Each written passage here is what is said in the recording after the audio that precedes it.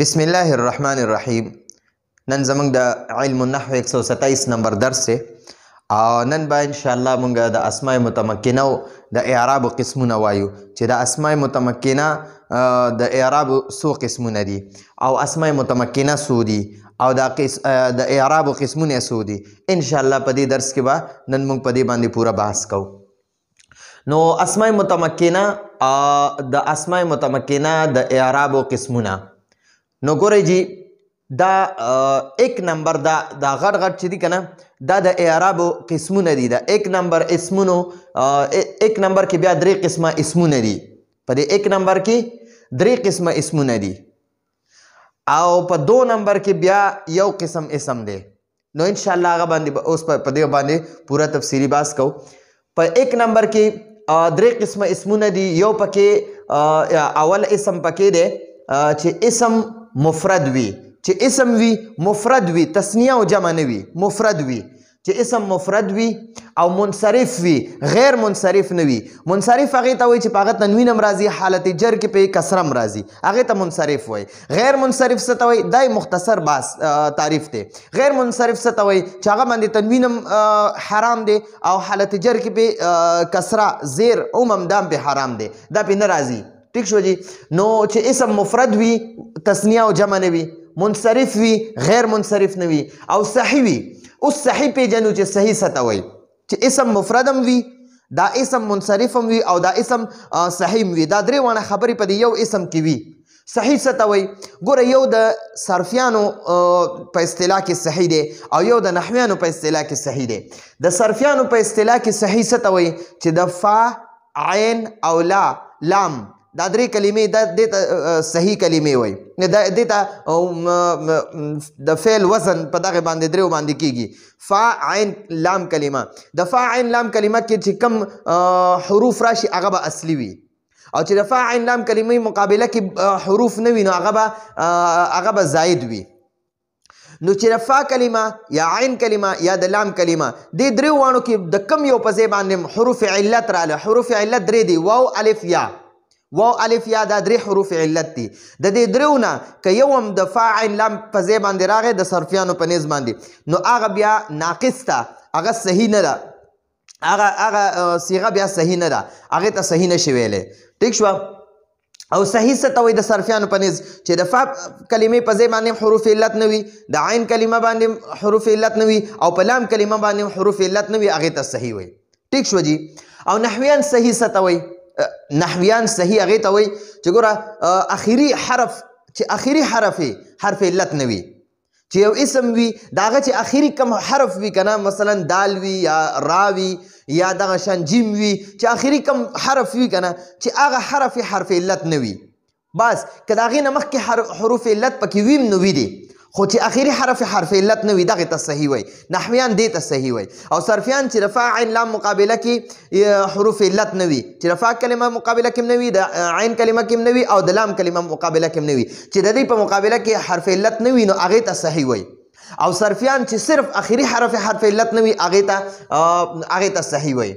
نو ګورئ چې اسم مفرد هم وي، تثنیه او جمع نه وي، منصرف وي، غیر منصرف نه وي او صحیح وي، ناقص نه وي. صحیح څه ته وایي؟ چې آخري حرف علت نه وي. ټیک شوه.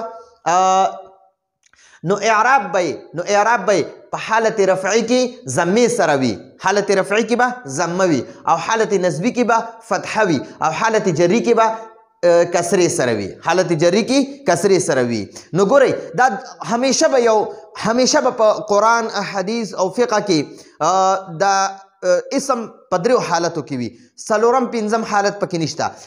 یا به حالت رفعي کې وي، یا به حالت نصبي کې وي، یا به حالت جري کې وي. حالت رفعي څه ته وایي؟ حالت رفعي کې کم اسم وي چې فاعل وي هغه حالت رفعي کې وي، چې نائب فاعل وي هغه حالت رفعي کې وي، چې مبتدا وي هغه حالت رفعي کې وي، چې خبر وي دا به حالت رفعي کې وي. او څلور نور دي. د دې نه مخکې قسمونو کې مونږ د مرفوعات 8 مرفوعات وي او بیا مو پسې 12 منصوبات وي او 2 مو پسې مجرورات وي. نو ګورئ هغه 12 هغه شپږو 8 چې کوم مرفوعات هم ویلي په هغې کې به حالت رفعي کې به چې کوم اسم وي نو هغه به مرفوعاتو نه وي. حالت نسبی چې دی دا به د منصوباتو نه وي، حالت جري به د مجروراتو نه وي او مجرورات ما تاسو ته ویلي دوه دي. ټیک شوه. منصوبات 12 دي او مرفوعات چې دي هغه 8 دي. نو ګورئ دا به حالت رفعي کې به ضمې سره وي، حالت نسبي کې به فتحې سره وي او حالت جري کې به کسرې سره وي. لکه زیدون، دا زیدون حالت رفعي کې به زیدون وي، حالت نسبي کې به زیدن وي، حالت جري کې به زیدن وي. حالت رفعي کې به ضمې سره وي یعنی زیدون به وي. دا زیدون ته وګورئ 2 پیش یا 1 پیش ته دې ته ضمه وایي. حالت نسبی کې به فتحې سره وي، دو زبرونه یا یو زبر دې ته فتحه وي. حالت جری کې به کسرې سره وي، 2 زیرونه یا یو زیر دې ته کسره وي. ټیک شو. نو حالت رفعي کې به ضمې سره وي لکه زیدون، حالت نسبی کې به فتحې سره وي لکه زیدن، او حالت جری کې به کسرې سره وي لکه زیدن. ٹھیک شو. حالت رفعی کی ضمہ زیدن، حالت نسبی کی فتحہ زیدن، حالت جری کی کسرہ زیدن. ٹھیک شو جی. نو دقه اول نمبر اسم دا پورا شو چې اسم مفرد وي، منصرف وي او صحیح وي. نو اعراب به حالت رفعی کی ضمه وي لکه زیدن، حالت نسبی کی به فتحه وي لکه زیدن، حالت جری کی به کسری لکه زیدن. ٹھیک شو. نو ګورئ دا زیدون به چې دی دا به فاعل وي. نو جمله کې چې راځي که نه نو دا به بیا داسې راځي جاء زیدون. دا جاء فعل دی او دا زیدون ولا فاعل شو. دا جاء عامل دی او د زیدون له رفع ورکړې ده.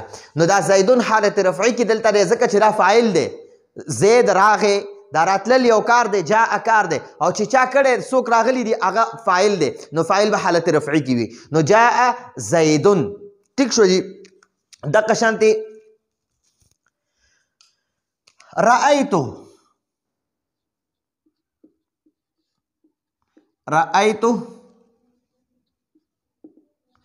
فعل فاعل دی او دا رأی پکې فعل دی او دا تو پکې فاعل دی. ٹھیک شو. تو ضمیر مرفوع متصل دا پکې فاعل دی او چې څوک لیدلی کېږي نو هغه به مفعول وي. نو مفعول همیشه حالت نصب کې وي زیدن. نو رأیتو زیدن، ما زید ولیدو. نو دا لیدل دا یو کار دی او دا زه چې یم دا فاعل یم او دا څوک مې چې لیدلی دی هغه مفعول دی. نو مفعول همیشه منصوب وي، حالت نسبي کې وي. ټیک شوه. دا دته صحیح ځکه وایي چې دا آخري حرف دال دی. دا حروف علتو نه نه، حروف علت 3 دي، واو الف یا. دا 3 حروف علت دي. دا دلته ځان سره ولیکئ. یو واو، دویم الف او دریم یا. دا 3 حروف علت. حروف علت. ٹھیک شو جی. نو یو اسم دا شو. او مررتو مانا را زه تیر شوم، میں گزرا. مررتو بزیدن، با جاره ده او د زید لی کسره ورکړې ده بزیدن. ٹھیک شو. نو حالت رفعی کې به زیدون وي، حالت نسبی کې به زیدن وي، حالت جری کې به زیدن وي. دا به کم یو اسم وي چې اسم مفرد هم وي، منصرف هم وي، صحیح هم وي. ٹھیک شو. مفرد منصرف صحیح اسم اعراب به حالت رفعی کې ضمه، حالت نسبی کې فتحه، حالت جری کې کسره وي. دویم نمبر چې اسم مفرد وي، تثنیه او جمع نه، منصرف وي، غیر منصرف نه وي، او جار مجرا یعنی قائم مقام. دا جاری معنی را قائم او مجرا معنی را مقام. صحیح چې جاری مجرا صحیح وي. ٹھیک شو. چې اسم مفرد هم وي، منصرف هم وي، جاری مجرا یعنی قائم مقام صحیح وي. قائم مقام صحیح مطلب چې صحیح نه وي، حرف علت په اخره کې وي، خو اخري حرف به حرف علت وي، خو هغه نه مخکې حرف به ساکن وي. نو چې کله اخري حرف علت وي او مخکې حرف ساکن وي نو دغه ته قائم مقام صحیح وي. داسې اسم ته قائم مقام صحیح وي چې اخري حرف علت وي. لکه دلون ته وګورئ، اخري حرف او حرف علت دی، خو دا مخکې لام چې دی که نه دا مخکې حرف ته ساکن دی. نو چې داسې اسم وي چې اخره کې حرف علت وي او مخکې حرف ته ساکن وي نو دا خو به صحیح نه وي، خو د صحیح قائم مقام به وي. لکه چې څنګه اعراب د صحیح وي که نه اقه شان اعراب به بیا د قائم مقام صحیح لم ورکو. ٹھیک شو جی. ځکه چې د اخري حرف علت وي او مخکې حرف ته ساکن وي. نو ګورئ دلون دی، دلون. نو دی کې دا ون چې دی دا اخري حرف علت دی او د ده نه مخکې دا لام دی، دا لام ساکن دی، دلون. ٹھیک شو نو دغه ته قائم مقام صحیح وي یا جاری مجرا صحیح ورته وي چې اسم مفرد وي منصرف وي او جاری مجرا یعنی قائم مقام صحیح وي نو اعراب به حالت رفعی کې ضمه حالت نصبی کې فتحه او حالت جری کې کسره سره وي ٹھیک شو چې کومه د صحیح اعراب او ماغه به د قائم مقام صحیح اعراب هم شي نو ګوره دلون وګوره اخره کې حرف علت شته حرف علت شته خو مخکې حرف ته ساکن دی نو د دې مخکې حرف د ساکنوالي د وجې نه نو د باندې به موږ د صحیح په شانتې دا چې بره کوم صحیح و که نه چې اخري حرف علت نه وي زیدون ټیک شو اخري حرف دال دی دا واو الف یا نه دی او دلته دلون کې وګورئ د حروف علتو نه پکې اولنی واو دی ٹھیک شو دلون او دا زبیون هم دی زبیون نو په دې کې حروف علتو نه دا یا ده ٹھیک شو نو دلون او زبیون دا دوانه صحیح نه دي خو د صحیح قائم مقام دي ځکه چې اخري حروف وګورئ د دلون اخري حرف علت واو او د زبیون اخري حرف علت یا خدا مخکې د دلون نه مخکې لام ساکن دی او د زبیون نه مخکې با ساکن ده ٹھیک شو چې جزم وي پې هغه ته ساکن وي نو دا دوا اسمونه دا به د صحیح اسم په شانتې اعراب به وي صحیح هغې ته وي چې اخري حرف علت نه وي او جاری مجرا صحیح هغه ته وي چې اخري حرف علت وي خو مخکې حرف ته ساکن وي یا قائم مقام صحیح عمدته قائم مقام صحیح وي جاری مجرا صحیح ورته وي نو د به د صحیح په شانتې اعراب وي حالت رفعی کې به ضمه وي دلون او زبیون ٹھیک شو حالت نسبی کې به فتحه وي دلون زبین حالت جری کې به کسره وي دلوین زبین دلون څه ته وایي دا د کوي نه چې په کومه ډولچه کې خلک اوبه راوباسي هغه ډول ته دلون وایي هغه ډولچه خلک پکې د کوي نه اوبه راوباسي هغه ډولچې ته دلون وایي او زبیون دا اوسۍ ته وایي اوسۍ ته یو خرګوش وي او یو هرن وي هرن نو هغه هرن ته وایي ټیک شوه مونږ هغه هرن ته په اردو کې اوسۍ وایو ٹھیک شو او خرگوش ته سوی وای سوی نو سوی نه یادوم اوسۍ یادوم دا چیلۍ په شانتې وي غټه نو زبیون نو دا زبیون چې دی دا دلون او زبیون دا قائم مقام صحیح دی دا جاری مجرا صحیح یا قائم مقام صحیح چیرې دا هو صحیح نه دي خو د صحیح قائم مقام دی چې څنګه د صحیح اعراب دی هغه شانتې د دې د جاری مجرا یا د قائم مقام صحیح اعراب هم دی ٹھیک شو نو ګورئ همدقه جاء لپاره دلون راواله جاء دلون جاء دلون ٹھیک شو جاء دلون ډول راغې جاء زبیون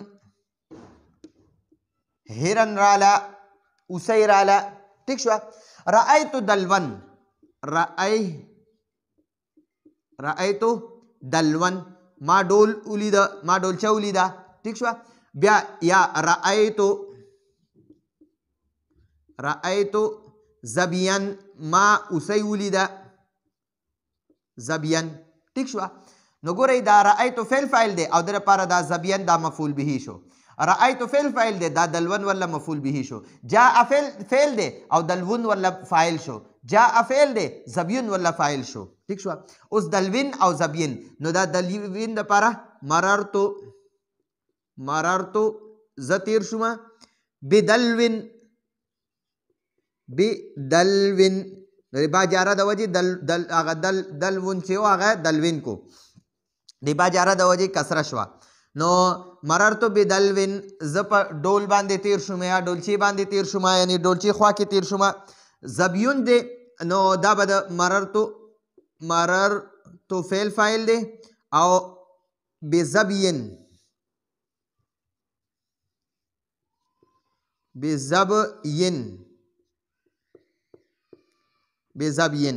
نو دا د حالت جری کې کسره شوله ٹھیک شوه ښه جی دریم نمبر اسم په 1 نمبر کې بیا دریم نمبر اسم چې اسم جمع مکسر وي واحد او تسنیه نه وي جمع وي خو مکسر وي او ګوره جمع سالم هم نه وي د جمع دوه قسمونه دي یا به دا جمع سالم وي یا به جمع مکسر وي نو جمع مکسر درته یادوي چې اسم جمع مکسر وي او منصرف وي غیر منصرف نه وي چې اسم جمع مکسر وي او منصرف وي چې اسم جمع مکسر وي او منصرف وي نو اعراب به حالت رفعی کې ضمې سره حالت نسبی کې فتحې سره او حالت جری کې کسرې سره وي نو دا درې قسمه اسمونه دي چې دی یو شان اعراب دي حالت رفعی کی ضمه، حالت نسبی کی فتحه او حالت جری کی کسره. نو ګورئ رجال چې دی دا د رجل جمع ده. رجل یو سړي ته وي، رجلان دوو ته وي، او رجال ډېر سړو ته وي. نو ګورئ دا جمع مکسر ده. د جمع مکسر اعراب به حالت رفعی کی ضمې سره وي. رجال حالت نسبی کی به فتحې سره وي. رجالا حالت جری کی به کسرې سره وي. رجال. نو ګورئ ضمه فتحه کسره دا یو پیش یا دوه پیشونه، او فتحه یو زبر یا دو زبرونه، کسره یو زیر یا دو زیرونو ته وایي. ښه جي. نو ګورئ جاء رجال سړي راغلل. ټیک شوه. جاء رجال ډېر سړي رالل. رأیت دا جاء فعل دی، رجال ولا فاعل دی. رأیت فعل فاعل دی، او رجالا ورلا دا رجالا چې دی دا ورله مفعول به دی. نو مفعول به همیشه منصوب وي. ټیک شوه. منصوبات هم 12 وي، په هغې کې 5 مفاعیل خمسه ویلي. مفاعیل خمسه ورته وایي، موږ ورته 5 مفاعیل وایو. نو دغه مفاعیل هم ویلي دي 5، په هغې کې یو مفعول به دی. نو دا رجالا مفعول به دی، دا به منصوب وي. او مررت برجال، مررت برجال، مررت برجال زه په سړو تیر شوم، یعنی سړو په خوا کې تیر شوم. ټیک شوه. نو ګورئ دا حالت رفعی کې ضمه، حالت نسبی کې فتحه، او حالت جری کې کسره. دا درې قسمه اسمونه دي. یو اسم مفرد چې اسم مفرد وي، منصرف وي او صحیح وي، نو حالت رفعی کې ضمه، نسبی کې فتحه، حالت جری کې کسره. او دویم نمبر اسم چې اسم مفرد وي، منصرف وي او جاری مجرا یعنی قائم مقام صحیح وي، نو هغه هم حالت رفعی کې ضمه، حالت نسبی کې فتحه، حالت جری کې کسره وي. او دریم نمبر اسم چې اسم جمع وي، یعنی اسم چې هغه جمع مکسر وي او منصرف وي، غیر منصرف نه وي، نو اعراب به یمق حالت رفعی کې ضمه، حالت نسبی کې فتحه، حالت جری کې کسره وي. نو دا درې قسمه اسمونه چې دي، نو د دوی به حالت رفعی کې ضمې سره، حالت نسبی کې فتحې سره، او حالت جری کې کسرې سره، دا درې قسمه اسمونه به وي. ټیک شوه. ښه، اوس دویم نمبر اعراب شروع شو. دا خو اول نمبر اعراب و، حالت رفعی کې ضمه، حالت نسبی کې فتحه، حالت جری کې کسره. د څلورم اسم دویم نمبر اعراب دی، او څلورم اسم دی. ښه، دا یو دا یو 4 نمبر چې اسم جمع مؤنث سالم وي، چې جمع وي او مؤنث وي، مذکر نه وي، او سالم وي، مکسر نه وي. چې اسم جمع مؤنث او سالم وي، یو جمع مؤنث مکسر هم راتلی شي، یو جمع سالم هم راتلی شي، یو جمع مکسر هم راتلی شي، او یو دا جمع مذکر سالم هم راتلی شي. خو دلته تا ته وایي دا څلورم نمبر اسم چې دی، څلورم نمبر اسم، دا به 14 اسمونه وي. ښه، دا څلورم نمبر اعراب به 9 وي، او اسمونه به 14 وي. نو دا څلورم نمبر اسم دی، خو اعراب بیا دویم شروع شو. ښه، چې اسم جمع مؤنث سالم وي، چې اسم جمع مؤنث سالم وي، نو اعراب به په حالت رفعی کې ضمې سره وي، حالت نسبی کې، حالت نسبی او جری دواړو کې به کسرې سره وي. ټیک شوه. چې اسم جمع مؤنث سالم وي، نو حالت رفعی کې به ضمې سره وي، لکه مسلمات. حالت نسبی او جری دواړو کې به کسرې سره وي. په حالت نسبی کې به مسلماتین وي، او حالت جری کې به مسلماتین وي. د دوه حالتو کې به یو شانتي وي. نو دا درته اوس وایي چې ګورئ مسلمات دا حالت رفعی دی. ټیک شوه. دا جمع ده او مؤنث ده او سالم ده، جمع مؤنث سالم ده. او مسلماتین دا حالت نسبی دی، او مسلماتین دا حالت جری دی. نو حالت نسبی او جری د دوانو کې یو شکل کې دي. ټیک شوه. نو بیا به پیژنو څنګه چې دا حالت نسبی والا دی او که دا حالت جری والا دی. نو هغه اوس مثالونه درته لیکم. لکه ګورئ چې دا کله خبر وي که نه، دې لپاره به مونږ مبتدا راوړو. هن مسلمات، دا هن مبتدا شو، او دا مسلمات ولا خبر وي. مبتدا او خبر به همیشه حالت رفعی کې وي. مبتدا به همیشه حالت رفعی کې وي، او خبر به همیشه حالت رفعی کې وي. نو دا هن ولا مبتدا دی، او دا مسلمات ولا خبر دی. هن مسلمات هغه ټول مسلمان ښځې دي. ټیک شوه. او ګورئ اوس حالت نسبی والا ته ګورئ. رأیتو فعل فاعل دی، او دې لپاره مفعول پکار دی. نو مسلماتن حالت نسبی کې به دا مسلماتن کسرې سره وي، او رأيتو فعل فاعل دی، مررتو فعل فاعل دی. بمسلماتن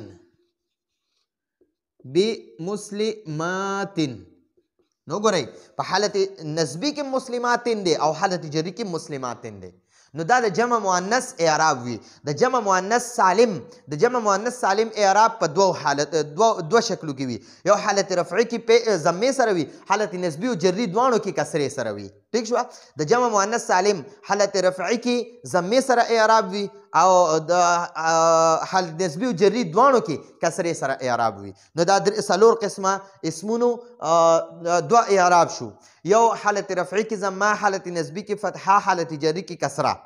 نو دا د درې قسمه اسمونو دي. د اسم مفرد منصرف صحیح دم د قشان اعراب وي، او د مفرد منصرف جاری مجرا صحیح یعنی قائم مقام صحیح د دم د قشان، او د جمع مکسر منصرف اعراب دم حالت رفعی کې ضمه، حالت نسبی کې فتحه، حالت جری کې کسره. د درو حالتو کې په درې قسمه اعراب وي. ٹھیک شو؟ او واحد صرف پکې دا څلورم نمبر اسم چې دی دا دویم نمبر اعراب شروع شو. حالت رفعی کې ضمه وي، حالت نسبی او جری دواړو کې کسره وي. ٹھیک شو؟ نو دا بره اسمونه درې چې دي نو دا په دریو حالتو کې درې شکلو کې دي. او دا ښکته اسم چې کوم جمع مؤنث سالم دی دا 4 نمبر، نو دا په دریو حالتو کې دوه شکلو کې دی. حالت رفعی کې ضمه، حالت نسبی او حالت جری دی دوه حالتو کې کسرې سره وي. نو دا د اعراب قسمونه شروع شو.